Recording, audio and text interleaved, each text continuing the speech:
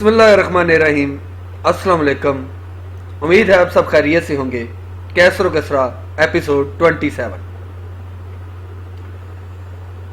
نہیں فسطینہ، میں تمہارے ساتھ چند باتیں کرنا چاہتا ہوں، ایرج نے یہ کہتے ہوئے فسطینہ کا ہاتھ پکڑ لیا اور وہ بے بس سی ہو کر دوبارہ کرسی پر بیٹھ گئی۔ یوسفیہ کمرے سے نکل گئی تو ایرج نے قدرے توقف کے بعد کہا، فسطینہ میں رخصت پر جا رہا ہوں، ممکن ہے کہ وہاں مجھے کوئی نیا عہدہ پیش کر دیا جائے اور میں واپس نہ آ سکوں، لیکن اس کا یہ مطلب نہیں کہ ہم ہمیشہ کے لیے ایک دوسرے سے جدا ہو جائیں گے۔ میرے والد نے تمہارے ابا جان کو ایک پیغام بھیجا تھا، لیکن ابھی تک وہ کوئی تسلی بخش جواب نہیں دے سکے۔ محاذ جنگ سے رخصت ہوتے وقت میں نے پہلی مرتبہ ان سے کھل کر بات کرنے کی جرات کی تھی، لیکن انہوں نے مجھے یہ کہہ کر ٹالنے کی کوشش کی کہ ابھی میری بیٹی اپنے مستقبل کے متعلق سوچنے کے قابل نہیں ہوئی۔ اب میں ان سے تمہارے ساتھ براہ راست گفتگو کرنے کی اجازت لے کر آیا ہوں، اور تمہیں صبح سے پہلے کوئی تسلی بخش جواب دینا پڑے گا۔ فسطینہ نے کہا، میں تمہاری شکر گزار ہوں کہ تم نے مجھے ایک رات سوچنے کے لیے دی، ورنہ تم یہ بھی کہہ سکتے تھے کہ میرا وقت بہت قیمتی ہے، اس لیے میں شادی کی رسومات ادا کرنے والے کاہن کو اپنے ساتھ لے آیا ہوں۔ ایرج نے تلخ ہو کر کہا، مجھے یقین ہے کہ جب میں دوبارہ تمہارے پاس آؤں گا تو کاہن میرے ساتھ ہوگا، لیکن یہ بھی ممکن ہے کہ میں اتنا طویل سفر کرنا پسند نہ کروں اور تم خود میرے پاس آنے پر مجبور ہو جاؤ۔ تمہیں یہ بات ہر وقت ذہن میں رکھنی چاہیے کہ تمہاری ماں عیسائی خاندان سے تعلق رکھتی ہے۔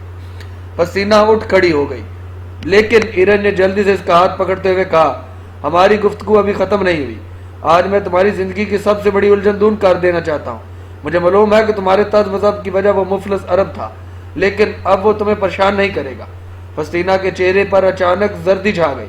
ایرج اس سانپ کی طرح اس کی طرف دیکھ رہا تھا کہ وہ اپنے شکار کو ڈسنے کے بعد اس کے گرنے کا انتظار کر رہا ہو۔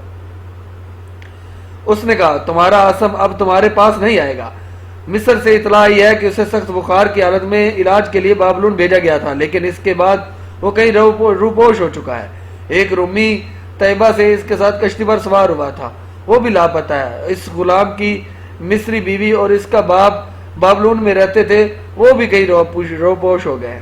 بابلون کے حاکم کا خیال ہے کہ ان لوگوں نے عاصم کو مار کر دریا میں پھینک دیا ہوگا، ورنہ یہ بھی ممکن ہے کہ وہ جنگوں کی کلفتوں سے تنگ آ گیا ہو اور صحت یاب ہونے کے بعد چھپتا چھپاتا اپنے وطن پہنچ گیا ہو۔ اگر تمہیں مجھ پر یقین نہیں آتا تو اپنے ابا جان سے تصدیق کر لینا، 2-4 دن تک یہاں آ جائیں گے۔ فسطینہ کچھ دیر سکتے کے عالم میں کھڑی رہی، پھر اس کے بھینچے ہوئے ہونٹ لرزنے لگے اور پتھرائی ہوئی آنکھوں سے آنسوؤں کا سیلاب امڈ آیا۔ ایرج نے اس کا ہاتھ کھینچ کر اپنے قریب بٹھانے کی کوشش کی، لیکن وہ ایک جھٹکے کے ساتھ چھڑا کر چند قدم پیچھے ہٹ گئی۔ ایرج نے کہا، فسطینہ تمہارے آنسو اس بات کی گواہی دے رہے ہیں کہ میری شہادت غلط نہ تھے، لیکن میری شہادت غلط نہ ہے، لیکن اب بھی تم اگر دل سے اس کا خیال نکال دو تو میں تمہاری ماضی کی ہر لرزش فراموش کرنے کے لیے تیار ہوں۔ فسطینہ کی رگوں کا سارا خون سمٹ کر اس کے چہرے پہ آ گیا۔ اس نے کہا، مجھ سے کوئی لرزش نہیں ہوئی اور مجھے تمہارے رحم کی ضرورت نہیں۔ مجھے معلوم نہ تھا کہ تم ایک شریف اور بہادر آدمی کے ساتھ اس قدر نفرت کر سکتے ہو۔ تم شاید اپنے دل میں یہ خیال کر کے آئے ہوتے کہ عاصم کے روپوش ہونے کی اطلاع سن کر میں تم سے یہ کہوں گی کہ اب میرے دل میں تمہارے لیے جگہ خالی ہو چکی ہے، لیکن تمہاری یہ خوشی بے معنی ہے۔ اگر وہ زندہ ہے تو مجھے اس کا انتظار کرنے سے نہیں روک سکتے تم، اور اگر وہ مر چکا ہے تو تم میرے دل سے اس کی یاد نہیں بلا سکتے۔ ایرج، اگر تمہیں اپنی برتری کا غرور ہے تو سنو، اگر آسمان کے ستارے تمہارے پاؤں چھونے کے لیے زمین پر اتر آئے تو بھی میری نگاہوں میں تم عاصم نہیں بن سکتے۔ ایرج نے کہا، مجھے معلوم نہ تھا کہ ایک وحشی عرب کی موت کی خبر سن کر تم اپنے ہوش و حواس کھو بیٹھو گی۔ اس نے جواب دیا، میں جن لوگوں کو جانتی ہوں وہ ان سب سے زیادہ بہادر، نیک اور رحم دل تھا، اور اگر اسے دیکھنا، جاننا اور پرتش کرنے کے قابل سمجھنا ایک لغزش ہے تو میں مرتے دم تک اپنی اس لغزش پہ فخر کروں گی۔ ایرج نے زخم خوردہ ہو کر کہا، فسطینہ میں تمہارے چڑھانے کے لیے نہیں آیا تھا۔ میں جانتا تھا کہ تم ایک آسان شناش لڑکی ہو، اور تمہارے دل میں ایک ایسے شخص کے لیے احسان مندی کے جذبات کا بیدار ہونا ایک قدرتی بات ہے، جس نے مصیبت کے وقت تمہاری اعانت کی تھی۔ تمہاری وجہ سے اسے میں بھی اپنا موسم سمجھتا تھا، لیکن اس کا یہ مطلب نہیں کہ ایک عرب ہمارے درمیان کھڑا ہو جائے، اور میں نے اگر تمہاری دل آزاری کی ہے تو اس کی وجہ صرف یہ ہے کہ تم بارہا اس کے نام لے کر مجھے چڑھانے کی کوشش کر چکی ہو، لیکن ان سب باتوں کے باوجود اگر میرے منہ سے کوئی ایسی بات نکل گئی جس سے تمہاری غیرت کو ٹھیس پہنچی ہو تو میں صدقے دل سے معافی کا طلبگار ہوں۔ فسینہ ہو میرے پاس بیٹھ جاؤ، میں آئندہ کبھی تم سے یہ نہیں کہوں گا کہ تمہیں عاصم کو بھول جانا چاہیے۔ ایرج اٹھ کر آگے بڑھا، لیکن فسینہ بھاگ کر باغبر کے کمرے میں چلی گئی اور جلدی سے دروازہ بند کر کے بستر پر منہ کے بال گر پڑی۔ ایرج نے دروازے کو دھکے دینے کے بعد کہا، فسینہ دروازہ کھولو۔ فسینہ پاگل نہ بنو۔ یوسفیہ کمرے میں داخل ہوئی اور ایرج پریشان ہو کر پیچھے ہٹ گیا۔ یوسفیہ نے کہا، معلوم ہوتا ہے کہ تمہاری لڑائی شروع ہو چکی ہے۔ ایرج نے جواب دیا، میں اسے ایک بری خبر سنانے کی غلطی کر چکا، مجھے معلوم نہ تھا کہ وہ مجھ سے اس قدر خفا ہو جائے گی۔ کیسی خبر؟ یوسفیہ نے بدحواس ہو کر سوال کیا۔ ایرج نے جواب دیا، مصر سے اطلاع آئی ہے کہ عاصم لاپتہ ہو چکا ہے۔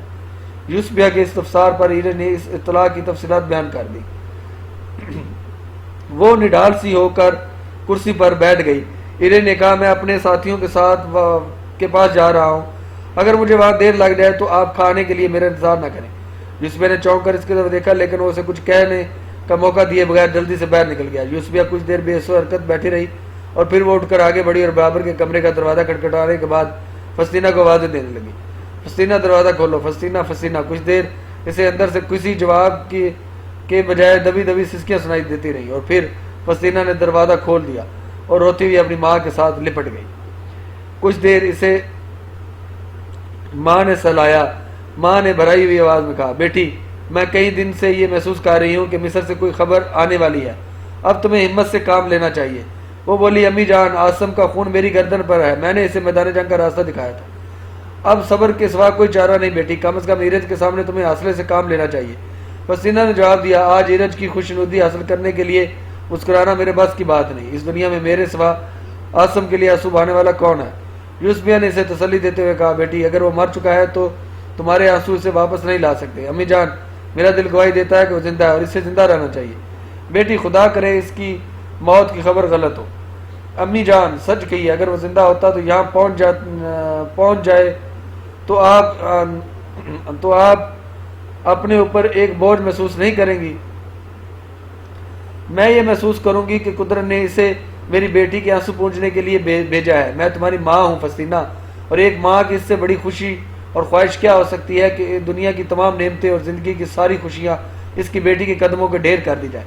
امی، ایرج یہ محسوس کرتا ہے کہ اس کے راستے سے پہاڑ ہٹ گیا ہے اور آج وہ بہت خوش ہے، لیکن آپ میرے ساتھ وعدہ کریں کہ میں آپ کا حوصلہ افزائی نہیں کریں گے، آپ اس کی حوصلہ افزائی نہیں کریں گے۔ ایسے سنگ دل انسان کے ساتھ زندگی گزارنے کے بجائے میرے لیے ایک رہبہ بن جانا زیادہ آسان ہوگا۔ وہ آپ کا مہمان ہے، لیکن میرے پاس اس کی ضیافت کے لیے آنسو کے ساتھ کچھ نہ ہوگا، اس لیے کئی بار مجھ کو یہ احساس دلانے کی کوشش کی ہے کہ ایران کا کوئی خاندان اسے ناراض کرنے کی جرات نہیں کر سکتا، اور اس کے نزدیک میری یا میرے والدین کی پسند یا ناپسند بیماری ہے۔ اگر میرے ابا جان اس کے سامنے اس قدر بے بس ہے تو میرا مر جانا بہتر ہے۔ تمہارے ابا جان ایرج کے خاندان سے بگاڑنا پسند نہیں کریں گے، لیکن اس کا یہ مطلب نہیں کہ انہیں کوئی مروب کر سکتا ہے۔ اگر ایرج تمہیں ناپسند ہے تو دنیا کی کوئی طاقت تمہیں اس کے ساتھ شادی کرنے پر مجبور نہیں کر سکتی۔ آپ کو معلوم ہے کہ وہ مجھے مروب کرنے کے لیے اس کا آخری عرضبہ کیا تھا؟ وہ یہ کہنا چاہتا تھا کہ تم ایک عیسائی ماں کی بیٹی ہو، اس لیے میں جب چاہوں اپنی لوڈی بنا سکتا ہوں۔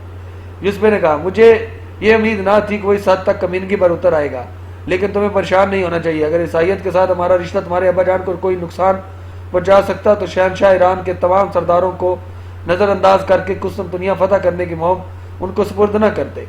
شہنشاہ کے دربار میں تمہارے ابا جان کے حاسدوں سے یہ بات پوشیدہ نہیں کہ میں تھیوڈس کی بیٹی ہوں، لیکن جب تک شہنشاہ کو ہماری خدمات کی ضرورت ہے کوئی ہمارا بال بیکا نہیں کر سکتا۔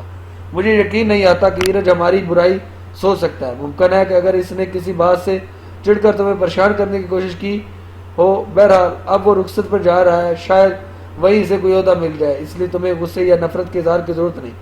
ممکن ہے وہ گھر جا کر تمہارا خیال ہی چھوڑ دے اور ہمیں اس کے خاندان کے ساتھ بگاڑنے کی ضرورت ہی پیش نہ آئے۔ ماں اور بیٹی دیر تک باتیں کرتے رہیں۔ نوکر کھانا تیار کر چکے تھے، لیکن ایرج ابھی تک غیر حاضر تھا۔ یوسف نے کہا، اب بہت دیر ہو گئی ہے، میں نوکر کو بھیج کر اسے بلاتی ہوں۔ فسینہ نے اٹھ کر کہا، امی مجھے بھوک نہیں، میں اپنے کمرے میں جاتی ہوں۔ بیٹی بھوک تو مجھے بھی نہیں، لیکن وہ برا مانے گا۔ امی اگر آپ کو اس کی ناراضگی کی اس قدر خوف ہے تو آپ اسے کہہ دیں کہ میری طبیعت ٹھیک نہیں۔ فسینہ یہ کہہ کر برابر کے کمرے میں چلی گئی۔ یوسف چند ثانے میں پریشانی کے حالت میں کھڑی رہی اور پھر اس نے ایک نوکر کو آواز دے کر بلایا کہ تم ایرج کو بلا لاؤ۔ نوکر باہر چلا گیا۔ یوسفیہ دروازے میں کھڑی ہو کر سین کی طرف جھانکنے لگی۔ تھوڑی دیر بعد نوکر واپس آیا تو اس کے ساتھ ایرج کی بجائے قلعے کا محافظ تھا۔ اس نے جھک کر یوسفیہ کو سلام کیا اور کہا جناب وہ شہر کی طرف نکل گیا ہے اور اس کی حالت کچھ ٹھیک نہیں تھی۔ میں تمہارا مطلب نہیں سمجھی، یوسفیہ نے پریشان ہو کر کہا۔ جناب وہ بہت زیادہ شراب پی چکا تھا، میں نے اسے آپ کے پاس بھیجنا نامناسب سمجھ کر وہی اس کے کھانے کا انتظام کر دیا تھا۔ یوسفیہ نے کہا اب وہ شہر میں کسی مکان کا دروازہ توڑ رہا ہوگا۔ قلعے کے محافظ نے کہا اسے روکنا میرے بس کی بات نہ تھی، اس کے ساتھی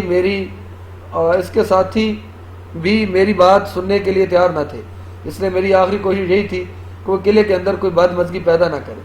حسینہ کمرے سے باہر نکلی اور اس نے کہا کیا ہوا امی جان؟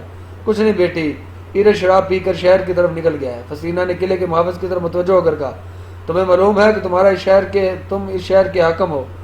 مجھے معلوم ہے، لیکن ایرج جیسے لوگوں پر میرا حکم نہیں چلتا، اس کے ساتھ مسلح آدمی ہیں، تم نے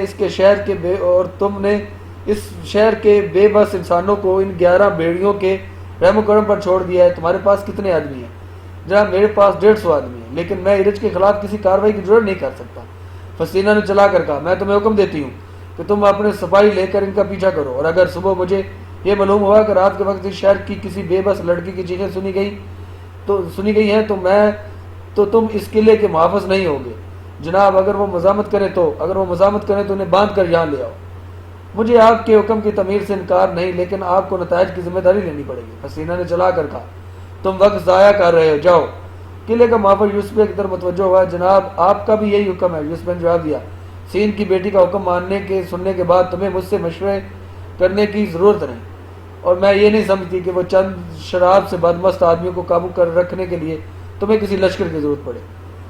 قلعے کے محافظ کچھ اور کہے بغیر کمرے سے باہر نکل گیا اور یوسفیہ نے نڈال سی ہو کر کرسی پر بیٹھتے ہوئے کہا حسینہ یہ معاملہ بہت خطرناک ہے، مجھے ڈر ہے کہ ایرج گھر جا کر ہمارے خلاف طوفان کھڑا کر دے گا۔ کاش تمہارے ابا جان آج یہاں ہوتے۔ امی اگر ابا جان یہاں ہوتے تو ایرج شراب سے مدہوش ہو کر شہر کا رخ کرنے کی ضرورت نہ کرتا۔ مجھے یقین ہے وہ قلعے کے محافظ پہ اعتراض نہیں کریں گے۔ اگر تم نے ایرج اور اس کے ساتھیوں کو رات کے وقت لوگوں کے گھروں میں گھسنے سے کیوں روکا تھا؟ فرض کیجئے اگر شہر میں کوئی سر پھرا ایرج کو قتل کر دے تو قلعے کے محافظ سے یہ نہیں پوچھا جائے گا کہ تم نے ایک بیوقوف انسانوں کو خطرے سے بچانے کی کوشش کیوں نہیں کی؟ اس سے قبل کے کئی بستیوں میں اس قسم کے واقعات پیش نہیں آئے۔ حسینہ کا جوش بہت حد تک کم ہو چکا تھا اور اپنی ماں سے زیادہ اپنے آپ کو تسلی دینے کی کوشش کر رہی تھی۔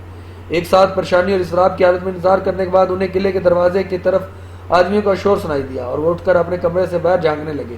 ایک نوکر بھاگتا ہوا آیا اور اس نے کہا قلعے کے سپاہی ایرج اور اس کے ساتھیوں کو پکڑ کر لے آئے ہیں۔ یوسفیہ نے پوچھا شہر میں کوئی جھگڑا تو نہیں ہوا؟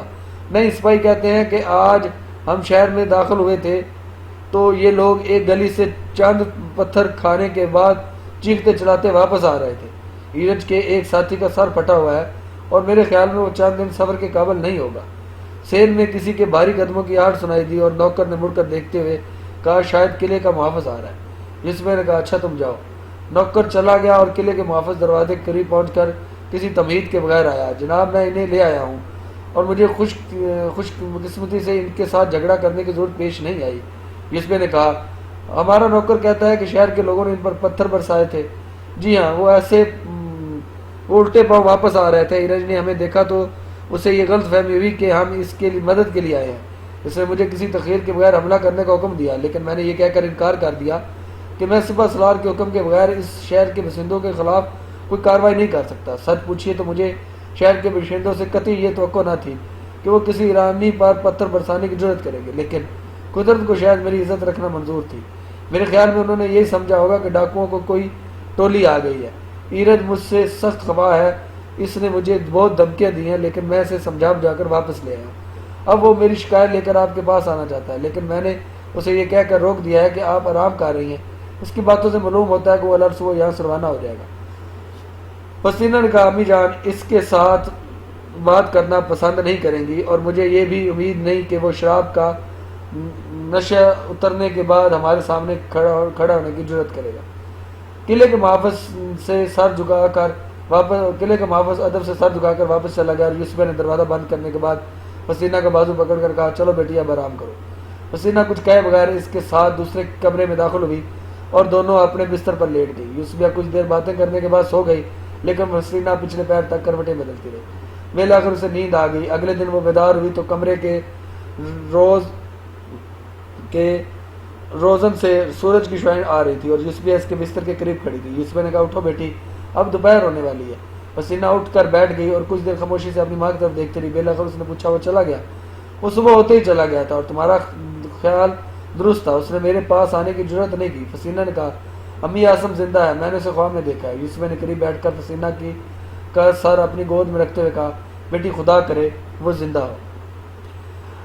بازنطینی سلطنت ایشیا اور افریقہ کے محافظوں پر ایرانیوں کے ہاتھوں پیر در پیر شکستہ کھانے کے بعد یورپ میں بھی ایک انتہائی تشویشناک صورتحال کا سامنا کر رہی تھی۔ یہاں قسطنطین اعظم کے جانشین کسی منظم یا لشکر کے بجائے ان خانہ بدوش وحشیوں کے ایک نئے طوفان کا سامنا کر رہے تھے جو گزشتہ صدیوں میں بارہا وسط ایشیا سے نکل کر کبھی بحیرہ خزر اور کبھی بحیرہ اسود کے جنوبی اور کبھی شمال کے علاقوں کو رونتے ہوئے یورپ میں تباہی اور بربادی کا پیغام دیا کرتے تھے۔ شکاریوں اور چرواہوں کو اس قوم کو جب اپنی بڑھتی ہوئی آبادی کے لیے وسائل حیات کی کمی محسوس ہونے لگتی تو وہ نئی زمینوں کی تلاش میں نکل پڑتے اور پھر جو مہذب اور ترقی یافتہ علاقے ان کے راستے میں آتے وہاں تہذیب و تمدن کے سارے چراغ بجھا دیے جاتے، لہلہاتے کھیت سرسبز باغات ویران ہو جاتے اور خوشحال بستیاں پر رونق شہروں کی جگہ راکھ کے ڈھیر اور لاشوں کے انبار دکھائی دیتے۔ پھر یہی خانہ بدوش کچھ مدت لوٹ مار پر گزارا کرنے کے بعد آہستہ آہستہ آرام اور فراغت کی زندگی کے عادی ہو جاتے، اپنے بتائے اپنے آبائی وطن کی برفانی ہواؤں اور بنجر زمینوں کی بجائے مفتوحہ علاقہ کی زرخیزی موسموں کا اعتدال اور وسائل حیات کی فراوانی کے باعث ان کی سخت کوشی اور جفاکشی تن آسانی اور عافیت پسندی میں تبدیل ہونے لگتی۔ وہ سیدھا کھانوں کے جھونپڑے کشادہ مکانوں میں بدل جاتے، خانہ بدوشی کی جگہ مدنیت کی شعور بڑھنے لگتا، مکان بستیاں اور بستیاں شہروں میں تبدیل ہو جاتی، شکاری اور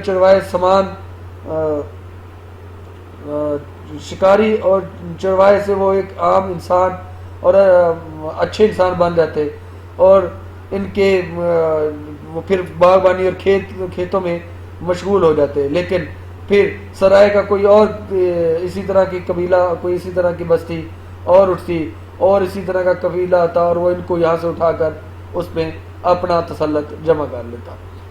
روم اور ایران کی جگہ اس دور میں خانہ بدوشوں کے جو قبائل شمال مشرقی یورپ کو ہڑپ کرنے اور اطالیہ کو آگ و خون کے پیغام دینے کے بعد تھریس کی حدود میں داخل ہو چکے تھے، شاید ان تمام قبائل سے زیادہ خون خوار تھے جنہوں نے گزشتہ ادوار میں مغرب پر یلغار کی تھی اور بازنطینی سلطنت پر ایک کاری ضرب لگانے کے لیے جو سازگار حالات ان لوگوں نے دیکھے تھے وہ شاید کسی اور نے نہیں دیکھے تھے۔ رومی عقاب زخمی ہو چکا تھا، ایرانیوں نے اس کے پر نوچ لیے تھے، اب اسے ہلاک کرنے کے لیے کسی جرأت یا ہمت کی ضرورت نہ تھی۔ اوار قبائل کا خاقان دریائے ڈینوب سے لے کر اطالیہ تک ہزاروں بستیاں تباہ کرنے اور لاکھوں انسانوں کو موت کے گھاٹ اتارنے کے بعد ہر قلعہ کے قریب ڈیرے ڈالے ہوئے تھا۔ مشرقی یورپ سے تباہ حال لوگوں کے قافلے فسطینہ، قسطنطنیہ اور اس کے مضافات میں پناہ لے رہے تھے۔ یہ لوگ اپنے ساتھ تاتاریوں کی درندگی اور سفاکی کی جو داستانیں لاتے تھے، ان کے بعد شہر میں سراسیمگی پھیلی ہوئی تھی اور ہر آن یہ خطرہ محسوس کر رہا تھا کہ اچانک کسی وقت گرد و غبار کے بادلوں سے وحشیوں کا ایک لشکر نمودار ہوگا اور مضافات کی بستیوں سے لے کر کیسر کے محل تک لاشوں کے ڈھیر لگ جائیں گے۔ افریقہ ایشیا میں اپنے زرخیز علاقوں سے محروم ہونے کے باعث قسطنطنیہ کے عوام پہلے ہی قحط کا سامنا کر رہے تھے اور اب پناہ گزینوں کی بڑھتی ہوئی تعداد کی وجہ سے بھوک اور افلاس کا مسئلہ زیادہ تشویشناک صورت اختیار کر چکا تھا۔ کیسر کی مایوسی اور بد دلی انتہا کو پہنچ چکی تھی اور چنانچہ ایک دن جب قسطنطنیہ کا اسقیف اعظم سرجیس سینٹ صوفیہ کے عظیم الشان گرجے میں گریہ درازی کر رہا تھا، اسے یہ اطلاع ملی کہ ہرکل کرتانجا کی طرف فرار ہونے کا فیصلہ کر چکا ہے اور اس کے ساز و سامان جہازوں پر لادا جا رہا ہے۔ سرجیس کرب و اضطراب میں کے عالم میں گرجے سے نکلا اور ہانپتا کانپتا کیسر کے محل میں داخل ہوا۔ یہاں میں آپ کو ایک چیز بتاتا چلوں کہ سیتین قوم سے آواز سیتان قوم سے تعلق رکھتے تھے اور عام طور پر انہیں بھی وسط ایشیا کے دوسرے قبائل کی طرح تاتاریوں کے نام سے یاد کیا جاتا ہے۔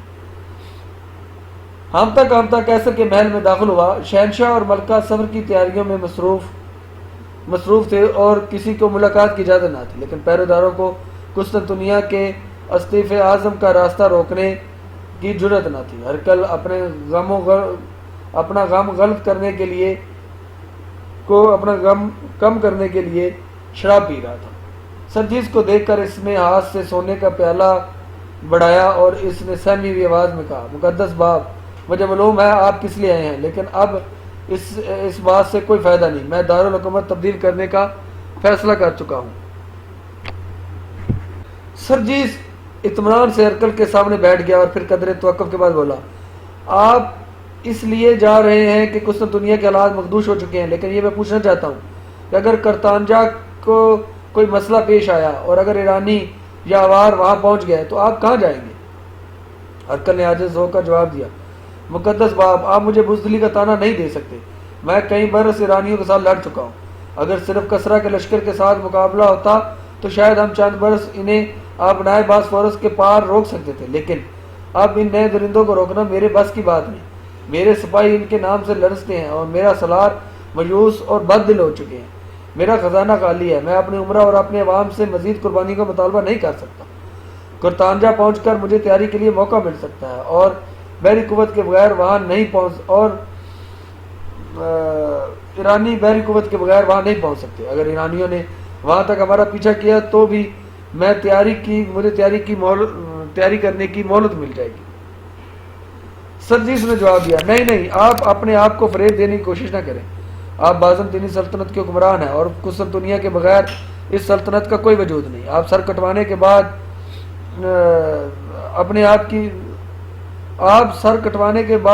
اپنوں کی حفاظت نہیں کر سکتے، آپ ان لوگوں کو دشمن کے رحم و کرم پر چھوڑ کر نہیں جا سکتے جن کے بیٹوں بھائیوں نے ارمینیا، شام اور مصر کے میدانوں میں آپ کے جھنڈے تلے جانے دیے۔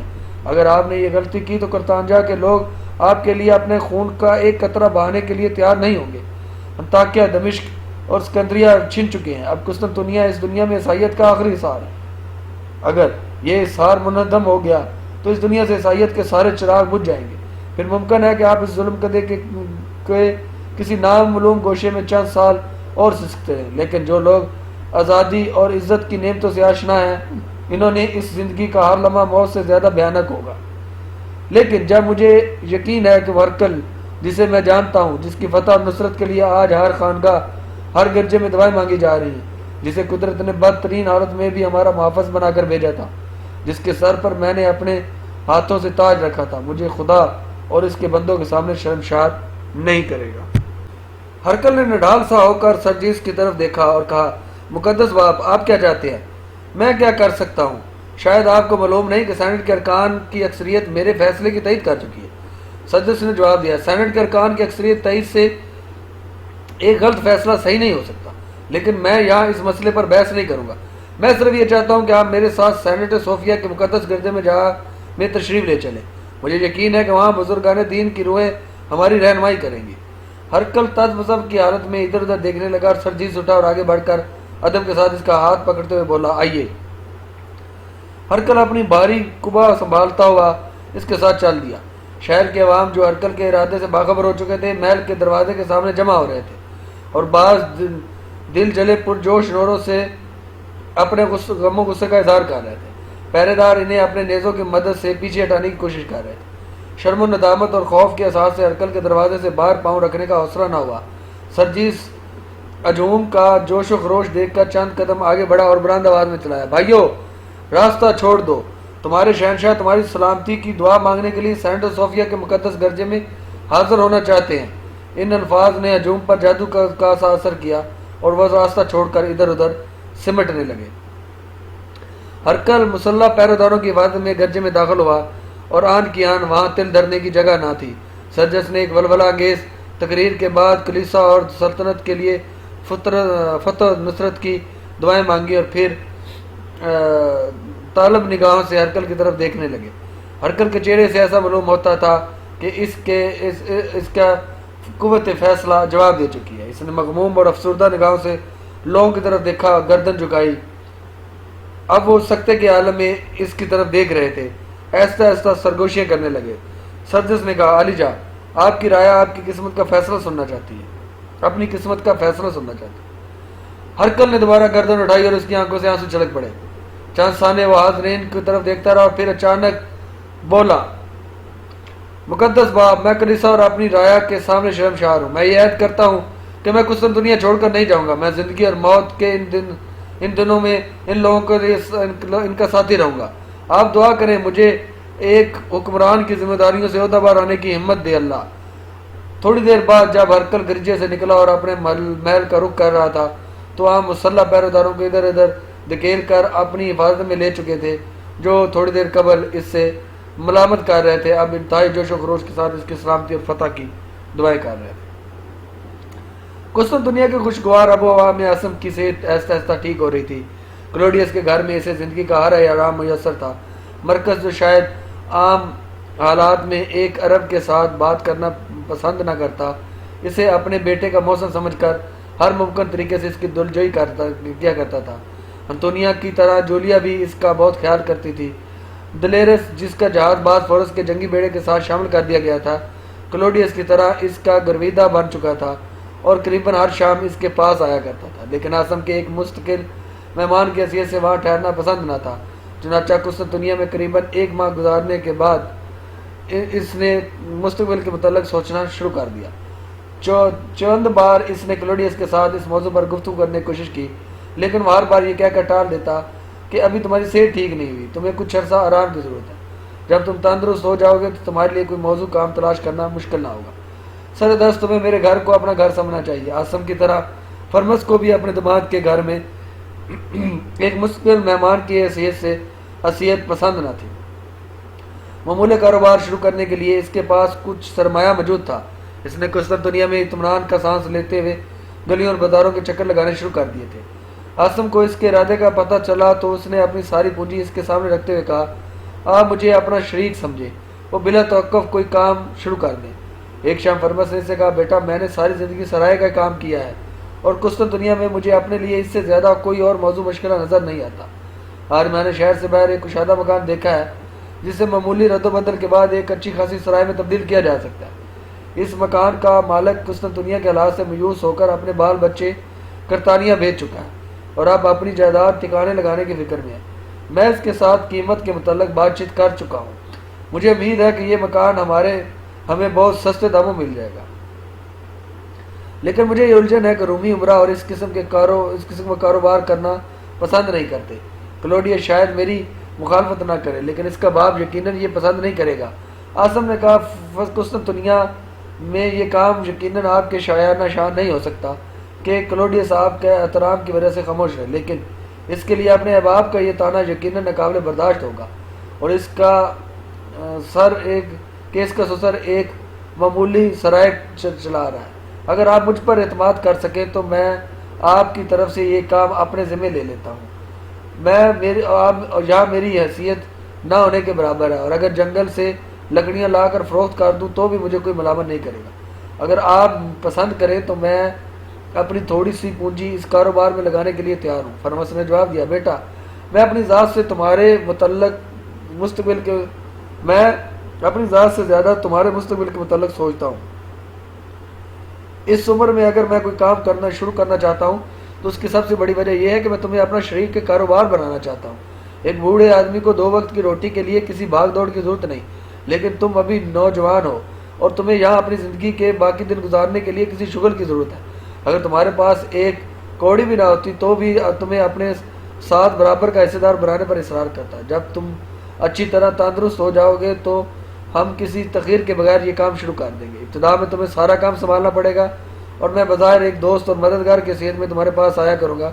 مجھے یقین ہے کچھ عرصہ بعد کلوڈیس اور اس کے باپ ہمیں 2 ساتھیوں کی حیثیت سے دیکھنے کے عادی ہو جائیں گے اور میں کھلے بندوں تمہارا شریک کار بن جاؤں گا۔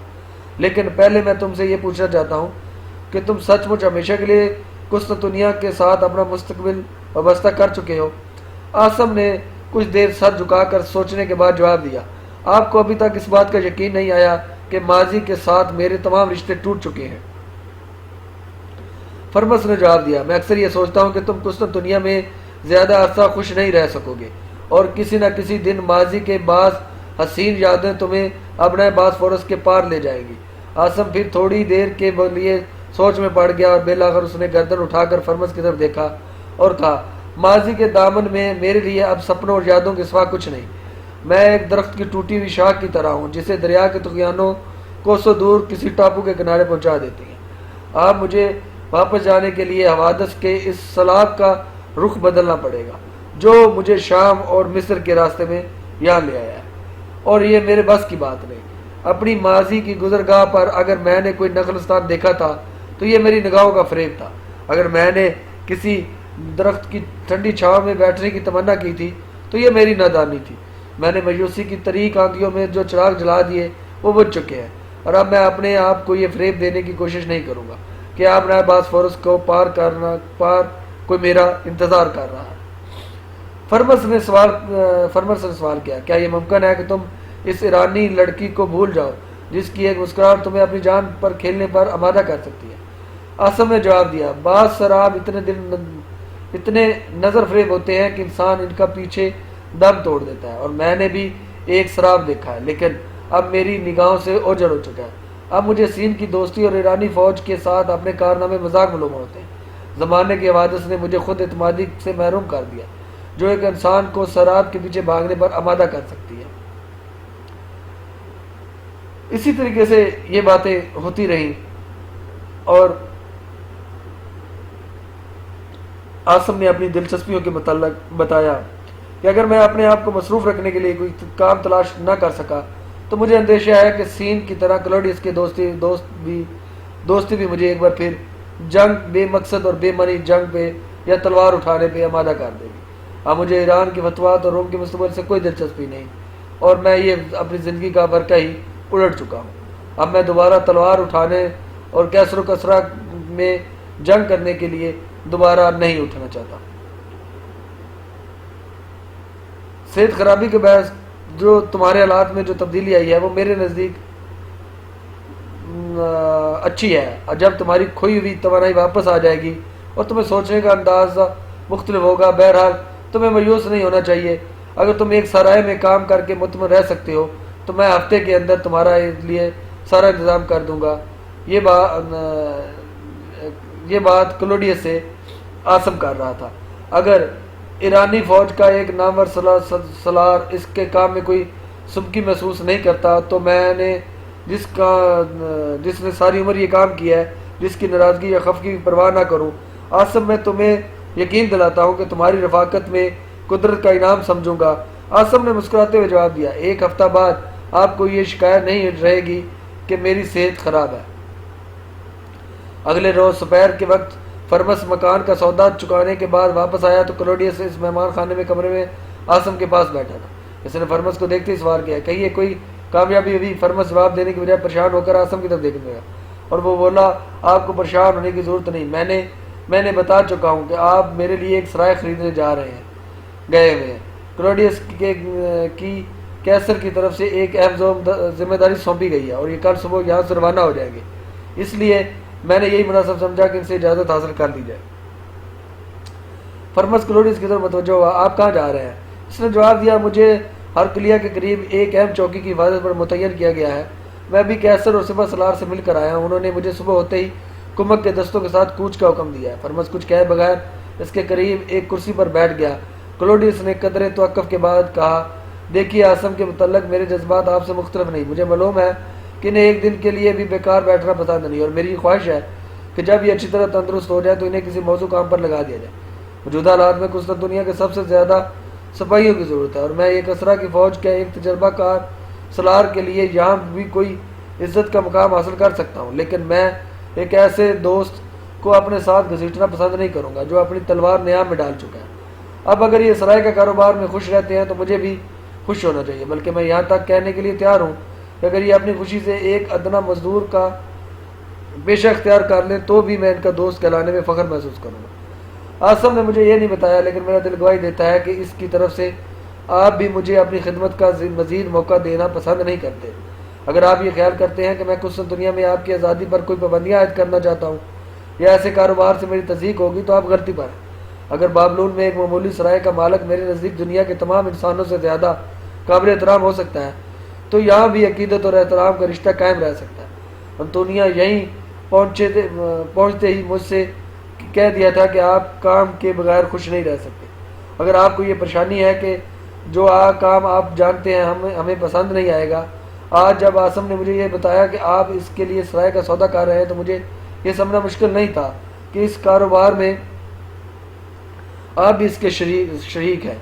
اب آپ کو پریشان ہونے کی ضرورت نہیں، میں اپنے باپ کے ساتھ بات کر چکا ہوں، انہیں کوئی اعتراض نہیں۔ وہ صرف یہ چاہتے ہیں کہ آپ کی سرائے اتنی شاندار ہو کہ اونچے طبقے کے لوگ وہاں ٹھہرنے میں عزت محسوس کریں، اور اس مقصد کے لیے وہ آپ کو ایک مقبول رقم قرض دینے کے لیے تیار ہے۔ فرمس نے اطمینان کا سانس لیتے ہوئے اپنے دماغ کی طرف دیکھا اور کہا، اگر مجھے معلوم ہوتا کہ آپ کے والد اس قدر وسیع نظر ہیں تو مجھے اس قدر پریشانی نہ ہوتی، لیکن میں موجودہ غیر یقینی حالات میں کسی وسیع پیمانے پر کوئی کاروبار شروع کرنا مناسب خیال نہیں کرتا۔ اب میں مکان خرید چکا ہوں اور جو تھوڑی سی پونجی ہمارے پاس بچ گئی ہے وہ ہمارے کام شروع کرنے کے لیے کافی ہے۔ جب حالات بہتر ہو جائیں گے تو مجھے آپ کے والد سے مدد لینے پہ کوئی اعتراض نہیں ہوگا۔ ایک نوکر نے دروازے سے اندر جھانکتے ہوئے کہا، دلیرس تشریف لائے ہیں، انہیں یہاں لے آؤ۔ کلوڈیس نے جواب دیا۔ نوکر واپس چلا گیا اور چند ثانیے بعد دلیرس کمرے میں داخل ہوا۔ آسم، فرمس اور کلوڈیس اٹھ کر کھڑے ہو گئے اور ان کے ساتھ باری باری مسافہ کرنے کے بعد ایک کرسی پر بیٹھ کر کلوڈیس سے مخاطب ہوا، میں صرف آپ کو الوداع کہنے کے لیے آیا ہوں۔ صبح ایک کرتانجا سے رسد لانے والا جہاز بحیرہ معمور میں داخل ہو جائیں گے اور میں آج رات اس کی حفاظت کے لیے جنگی جہازوں کا ایک بیڑا لے کر روانہ ہو جاؤں گا۔ کلوڈیس نے کہا، یہ عجیب بات ہے کہ میں بھی الل صبح قسطنطنیہ سے کوچ کر رہا ہوں اور ابھی تمہاری تلاش میں نکلنے کا ارادہ کر رہا تھا۔ آپ کہاں جا رہے ہیں؟ مجھے ہرکلیہ کے محاذ کی کمان سونپی گئی ہے۔ اور کچھ دیر خاموش بیٹھے رہے۔ بالآخر دلیرس نے کہا، آپ تنہا جا رہے ہیں؟ نہیں، میں یہاں سے ایک کمک کے ساتھ جا رہا ہوں۔ نہیں، میرا مطلب ہے کہ آپ اپنی بیوی کو ساتھ لے کر تو نہیں جا رہے؟ نہیں، میں اتنا بیوقوف نہیں ہوں، مجھے معلوم ہے کہ مجھے حالات سے واقفیت ہے۔ دلیرس، تمہیں ایک اہم ذمہ داری سونپنا چاہتا ہوں۔ میں یہ چاہتا ہوں کہ آسم میری غیر موجودگی میں ایک دوست کی کمی محسوس نہ کرے۔ اس نے جواب دیا، میں آپ کے ساتھ یہ وعدہ کر سکتا ہوں کہ اس مہم سے فارغ ہونے کے بعد میں کم از کم ایک بار ضرور اس کے پاس آیا کروں گا۔ آج کی قسط کے لیے اتنا ہی، اگلی قسط تک کے لیے اللہ حافظ۔